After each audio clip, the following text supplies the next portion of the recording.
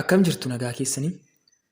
Viidiyoo kana keessatti kan nuti irratti xiyyeeffannu akkuma argaa jirtan work and energy kan jedhu tokko tokkoon kan ilaalu ni ta'a. What is work and what is energy? Dalagaan maali? Anniisaan maali? Kan jedhu tokko tokkoon gadi fageenyaan sirriitti kan ilaalu ni ta'a. Kanaaf iyyuu hamma dhumaatti nu hordofaa. Kanneen chaanaalii keenyaaf haaraa taatan immoo sabiskiraayib godhaa. Mee jalqaba irratti what is work? Work jechuun maal jechuudha? Yookaan dalagaa jechuun maal jechuudha? Hawaasa keessatti hojiin yookaan dalagaan hirriba irraa ka'uudhaa jalqabee fakkeenyaaf ciree nyaachuun, uffata miicuun, nyaata bilcheessuun, dubbisuun, barsiisuun fi kanneen akkas akkasii kuni hojii jennee beekna. Hojii jedhamanii beekamu jechuudha. Fiiziksiinoo akka fiiziksiitti immoo hojii jechuun maal jechuudha? Yookaan dalagaa jechuun maal jechuudha? Akka fiiziksiitti work yookaan dalagaa jechuun work is the transfer of energy due to applied force. Sababa humnaatiin anniisaan foormii tokkorraa foormii biraatti jijjiiramu jechuudha. Transfer of energy anniisaa tokkorraa gara anniisaa biraatti jijjiiramuun dalagaan dalagamuusaa agarsiisa yookaan dalagaan dalagameeraa nama jechisiisa jechuudha. Akkuma moojala keenya irratti argamu hojiin tokko hojjetameera yookaan dalagaan tokko dalagameera jechuu fi wantoonni sadii saatisfaayii ta'uu qabu.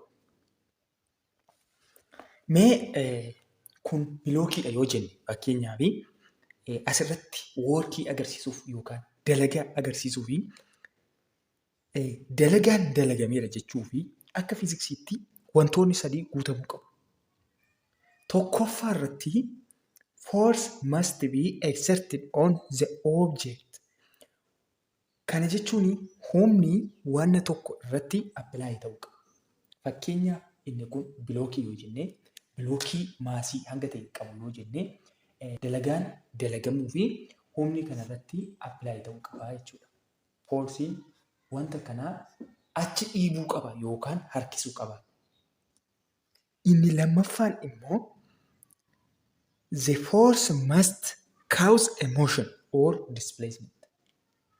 Humni asii dhiibaa jiru kun yookaan humni asii harkisaa jiru kun maal gochuu qaba? Bilookii kanaa bakkaa butuu qaba yookaan sochoosuu qaba, iddoo sana jijjiiruu qaba, displacement uumuu qaba jedha.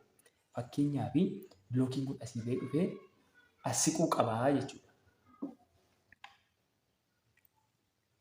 Itti aanee sadaffaa irratti maal jedha? The force should have a component along the line of displacement. Humni kallattii ba'aan yookaan bilookichi irra adeeme sanaa wajjiniin maal ta'uu qaba? Kompoonentii qabaachuu qaba. Kun M yoo jennee bilookii kanaa humni kun kallattii dhiibee sochoosuu qaba. Yookaan immoo kompoonentii qabaachuu qaba. Sababa humnaatiin socho'uu qabaachuudha wanti kun. Kallattii mataa isaarra sochoosuu qaba jechuudha. Amma fakkeenyaaf bilookiin kun asii ka'ee asii deemee kanaaf displacement yoo jennee foorsiidha. Asuma workii daniin maal ta'a? Workii daniin wal qixaa FS ta'a jechuudha. Iskaalaarii sababa ta'ee fi doot piroodaaktii ta'a jechuudha. Kiroos piroodaaktii hin ta'u doot piroodaaktii ta'a. Kanas asumaan beekuu qabna. Kana malee mee yoo akkas ta'e bilookiin kun humni kun fakkeenyaaf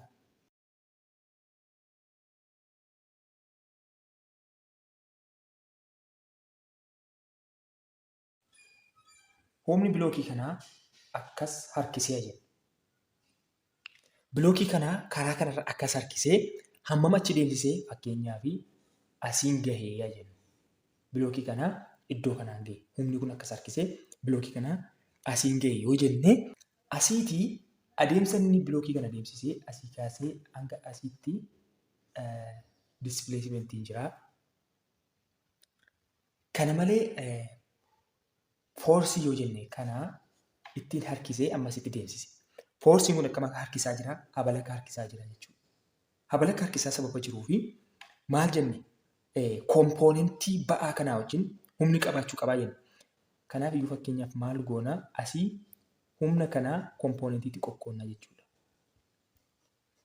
Kana jechuun akkuma veektarii yeroo darbe ilaalaa turre ba'aan kun kallattii lamatti harkifamaa jira. Tokko achi ol harkifamaa jira. Kana malee dalga kana harkifamaa jira. Fakkeenyaaf dudduuba kanaa firiikshiniin akka hin jirretti yoo ilaalle noo firiikshinii yoo ta'e asiitii aangiliin nuu kennamuus danda'a. Woorki daniin walqixaa isa kana fudhannaa jechuudha. Kallattii ba'aa wajjin kompoonentii humnaa isanii dalga kana deemsise gatii ta'eef amma nuti horizontaalii akkas deemaa jira ba'aan kun achi ol hin kaane. Kanaafiyyuu humna inni achi deemsisuuf fayyadame kana duwwaadha kan nuti fudhannu jechuudha. Humna inni achi deemsisuuf fayyadame immoo asitti maal jennee fx jenna. Humna achi ol deemsisuuf fayyadame immoo fy jenna. Kanaafiyyuu maal goonaa woorki danii walqixaa f x times s kanaa ta'a jechuudha. Fx kun immoo maalodha jennee teettaa kanaa fi adjacentii ta'a. Kanaaf iyyuu inni walqixa maal jechuu dandeenya kana fx kana f cos teettaa jechuu dandeenya. Kanaaf iyyuu f cos teettaa baay'isuu displacement kanaa ta'a jechuudha. Hamma inni deemsise kanaa ta'a jechuudha. Yeroo dhihaa balaka harkisu immoo akkasittiin fudhannaa jechuudha. Kanaaf iyyuu gabaabumatti dalagaan dalagameera jechuun asiitii bilookii ta'e irratti yookaan oobjektii ta'e irratti foorsiin appilaayi ta'uu qaba. Humni irratti dalagaa'ee jira. Kana malee humni kun immoo ba'aa irratti dalagaa'e kana bakka isaa jijjiiruu qaba. Sadaffaa irratti immoo isa kallattii irratti dalagaa'e sanaa wajjiniin maal ta'uu qaba jedha. Kompoonentii uumuu qaba humni. Fakkeenyaaf inni akkas dhiibee ba'aan kun immoo achi ol sokke taanaan iddootti wal argatanii qabanii jechuudha. Kanaaf iyyuu humni kun kallattii dhiibe sanarraa kompoonentii mataasaa qabaachuu qaba. Itti aanee maal jedhaa? Work can be positive, negative or zero jedha. Workiin maal ta'uu danda'a? Pozitiiva ta'uu danda'a. Negatiiva ta'uu danda'a. Zeeroos ta'uu danda'a jedha. Kana jechuun workiin yeroo akkamii negatiiva ta'a? Yeroo akkamii pozitiiva ta'a? Yeroo akkamii zeeroo ta'a? Irra guddaa zeeroo yeroo ta'u, irra guddaa zeeroo jechuun aangiliin teettaanii 90 digirii fi zeeroo gidduu ta'uu qaba. Workii daniin immoo irra xiqqaa zeeroodha jechuun yeroo akkamidha? Aangiliin fakkeenyaaf teettaan ishee kan 90 fi zeeroo gidduu jira taanaan workiin keenya pozitiivadha jechuudha. Teettaan keenya immoo 180 digirii fi 90 digirii gidduu jira yoo ta'e maal ta'a? Negatiiva ta'a jechuudha. Workii negatiiva argannaa jechuudha. Zeeroo kan nuti argannu immoo jechuun workii daniin walqixa zeeroodha kan nuti jennu immoo yoo teettaan keenya walqixa 90 digirii ta'edha.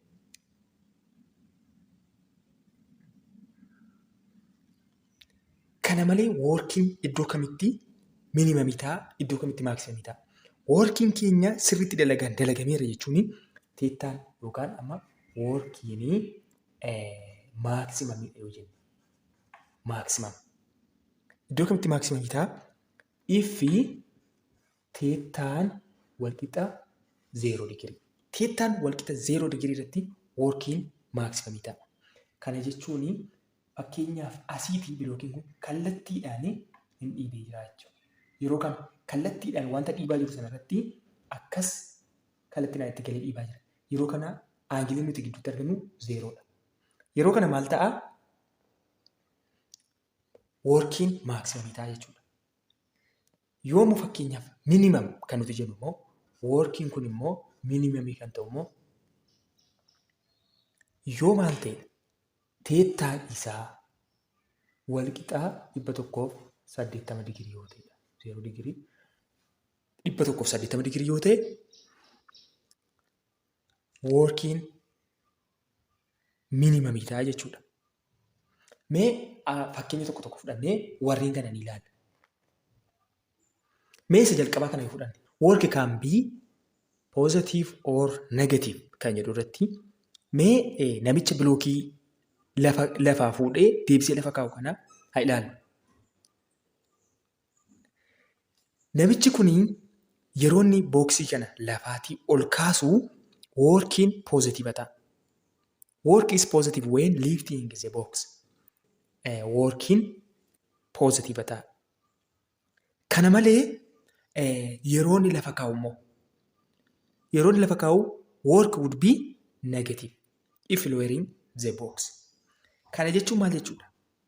The force would still upward but the displacement would be downward. Inni achi ol humna baasaa jira. Wanta tokko gaa yeroo lafa keenyu achi ol gaffa'aa suuta jennee laaffisaa fi lafa keenya yoo gadi darbanne wantichi cabuu danda'a. Kanaafiyyuu humna keenya gara maalitti dhiibna? Gara olitti achi ol dhiibaa garuu garamitti immoo geessaa irraa lafa kaa'uuf deemaa jirra jechuudha.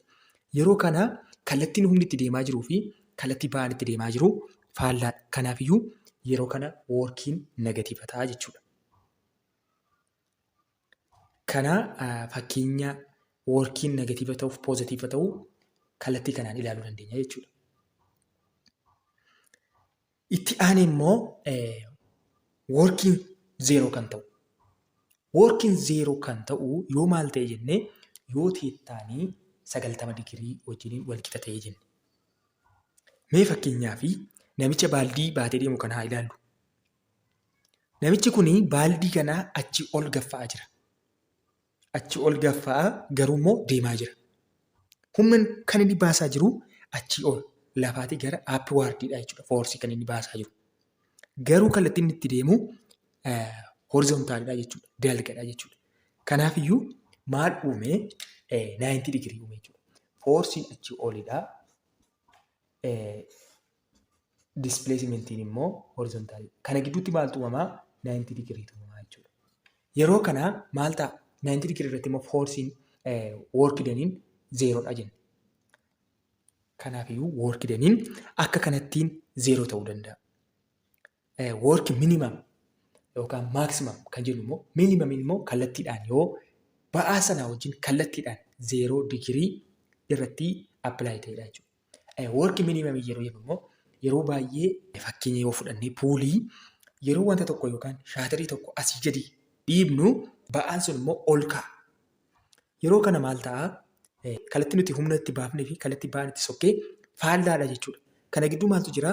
Digirii 180 jira jechuudha. Fakkeenyaaf bilookii kana yoo fudhannee bilookii kana nuti akkas harkifne foorsii akkasitti apply irratti goone bilookiin kun garuu fakkeenyaaf akkas dhufe yoo ta'e akkas deemee yoo ta'e maal ta'a? Teettaansaa asitti 180 digirii ta'a. Yeroo 180 digirii ta'u kuni kallattii maanii negatiiva ta'a jechuudha. Negatiiva ta'a workiin minimumii nu ta'a jechuudha. Akka kanattiin waa'ee workii akkasitti ilaalla. Kana malee yuunitii waltaa hawaasaa juulii yookaan niwutoon meetira akka inni ta'e salphaatti foormulaa isaarraas baruu dandeenya. Kanadhaa kana fakkaataa jechuudha.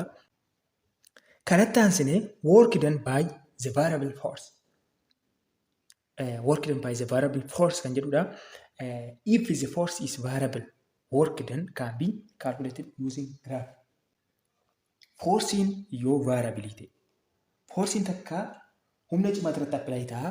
Takka immoo humna xiqqaatu ba'aa tokko irratti yookaan objektii tokko irratti apply ta'a yoo ta'e work daniini bifa eeriyaan ittiin safaramuu danda'a. Work done is equals to area under force displacement graafiidhaan safaramuu danda'a jechuudha. Mee work done by the variable force kan jedhu kana fakkeenya kitaaba keenyarra jiru kana fudhannee fayyadamneetu ilaalla jechuudha. Fakkeenyi kitaaba keenyarra jiru akkasidha. A particle is subjected to a force Fx that varies with position as in figure below. What is the total work done by the force over the distance? X is equals to 0, 2x equals to 15 meter. Jedhee gaaffii akkuma argaa jirtanii kanadha jechuudha. What is total work done. Work done akka eeriyaa barbaannutti yookaan akka bal'ina wanta tokko barbaannutti barbaaduu dandeenya jedha. Mee fakkeenyaaf asumarraa giraafii kaafannee haa ilaallu.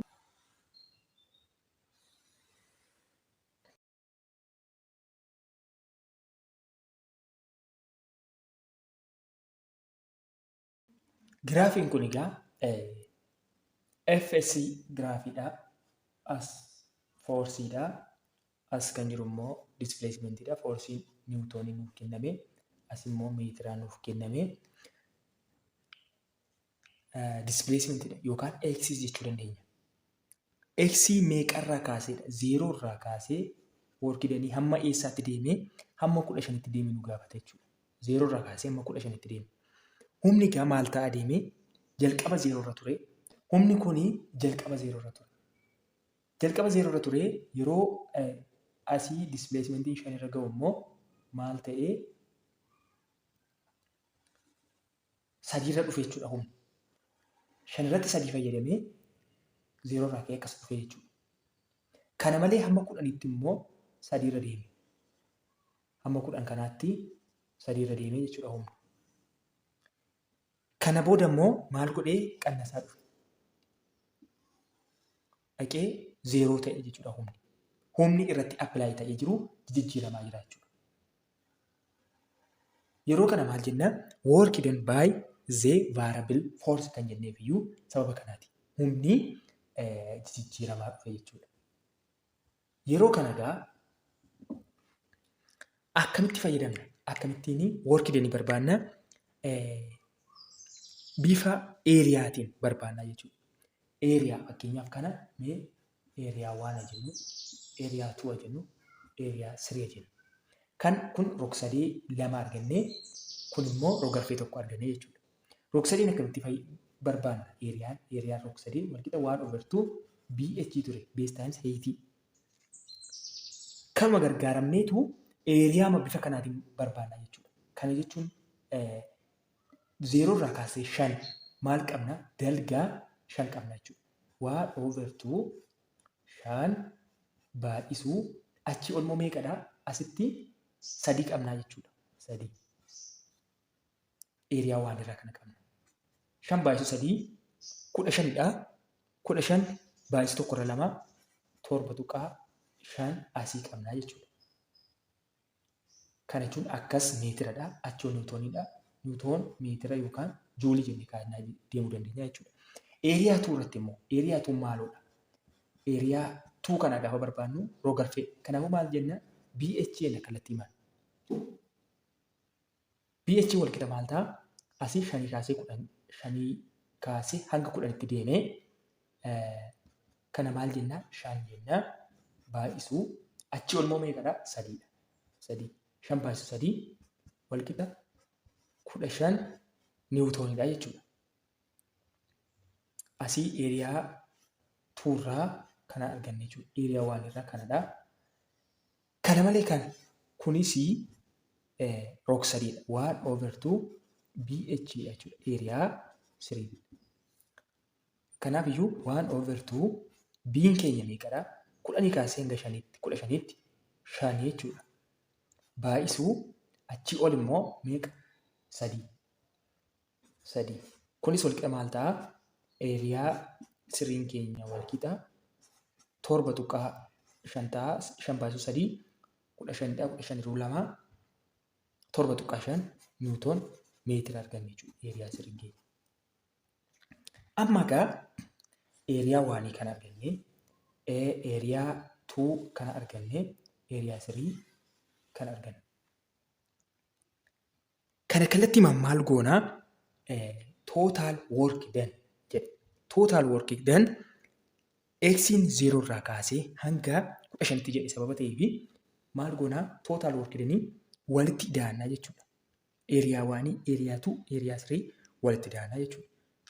Kana booda work done keenya walqixaa eeriyaa 1 plus eeriyaa 2 plus eeriyaa 3 ta'a jechuudha.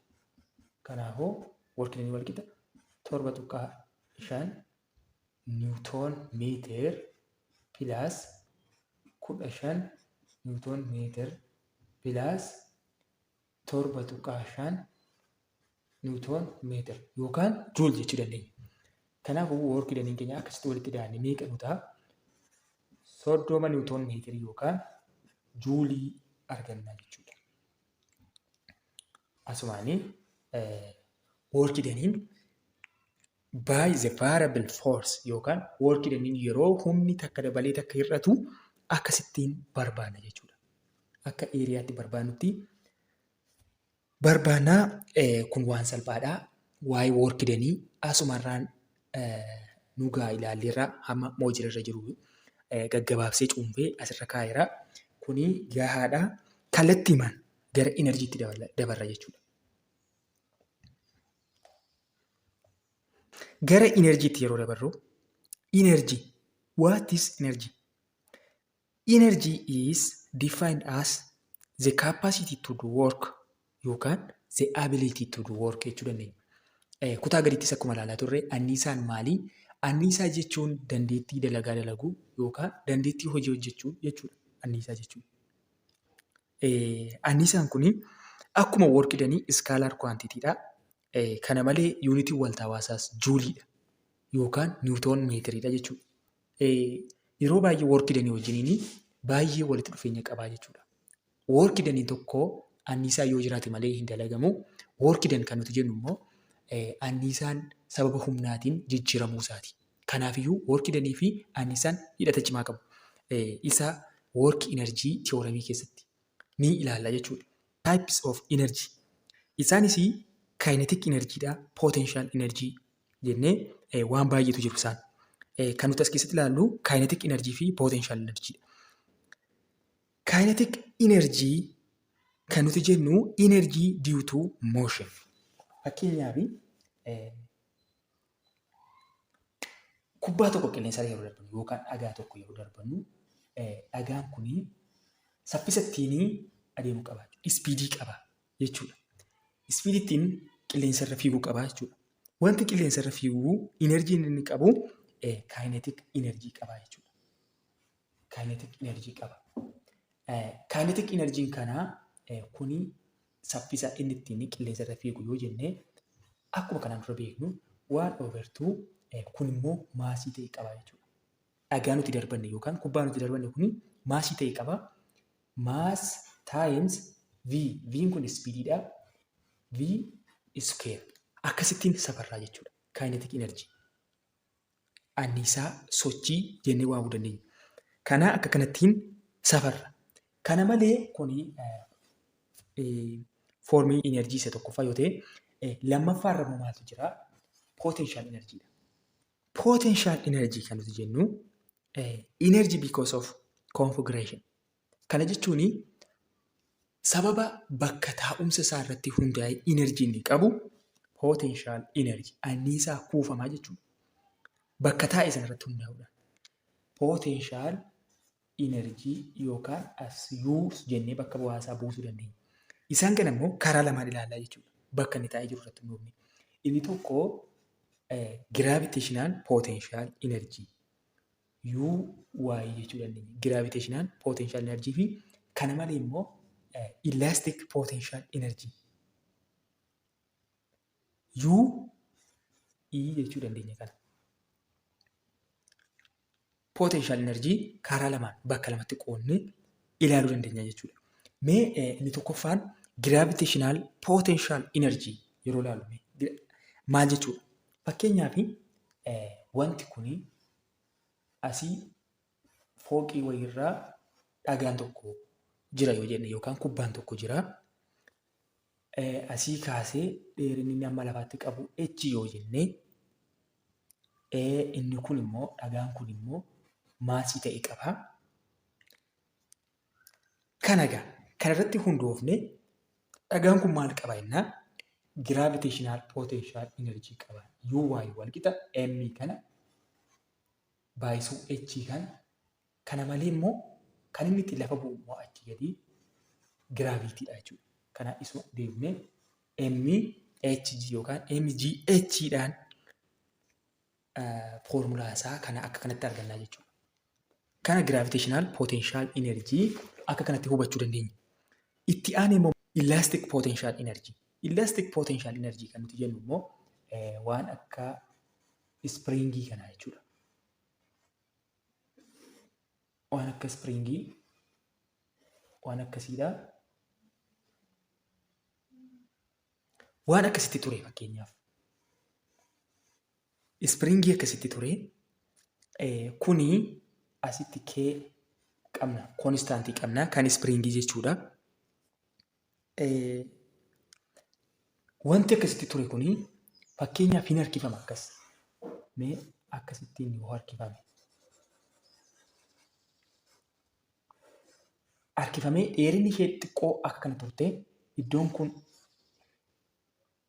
kanarraati wanti kuni amma kana dheeressee harkisee yoo jenne fakkeenyaaf amma kana dheeressee harkisee kan inni dheeressee harkise kuni x jenna jechuudha. Kan inni dhaabbataa isaarraa achi bu'ee gotute x yoo jenne asii UE kana yookaan elastic potential energy kun walqixa maal ta'a waan agartuu k x square ta'a jechuudha.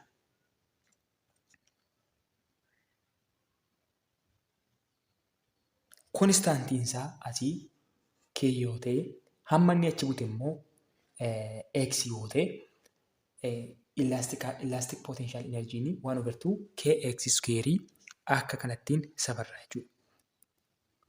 Energy akka kanattidha kan nuti ilaallu. Kana fakkaata. Kanatti aansinee kan nuti ilaallu work energy theorem kan jedhudha. Itti aansinee viidiyoo itti aanu kanaan kan ilaallu ni ta'a. Ammaaf viidiyoo kana asuma irratti kan xumuru ni ta'a. Waan nu dhaggeeffattaniif, waan nu hordoftaniif guddaa galatooma. Chaanaalii keenyaaf haaraa warri taatanii subscribe godhaa. Warreen isinitti tole like godhaa. Viidiyoo kana kanuma irratti kan xumuru ni ta'a.